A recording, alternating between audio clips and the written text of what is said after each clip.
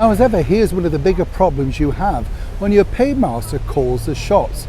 And it's very difficult, isn't it? Particularly when you are, shall we say, borderline ex-members of the British monarchy. A company have paid you a lot of money, they expect their return, and more importantly, their ideas by the board members seem more appropriate to them, if not necessarily to you. As ever, let me explain. Hi, good morning, Neil Sean here in the very heart of London. Nice to have your company today.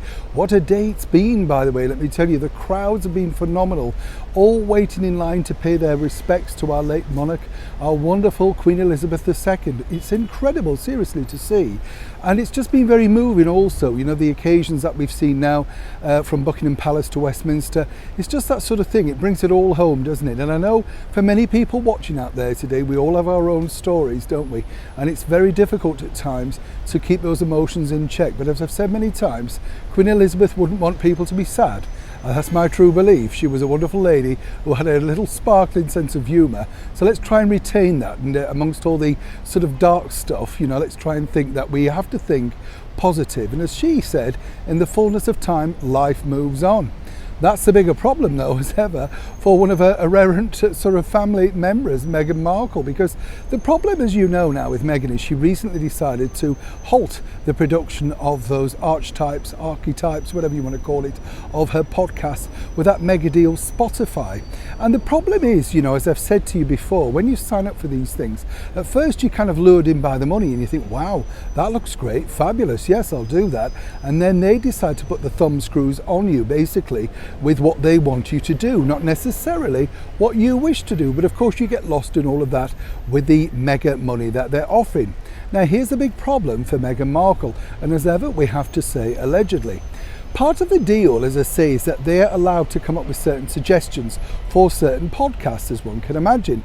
And one of the things that I've been told very clearly by a very good source is that they wouldn't mind, in a very tasteful, respectful way, Meghan's take on all the royal events of the last week, possibly leading up right through to next Monday.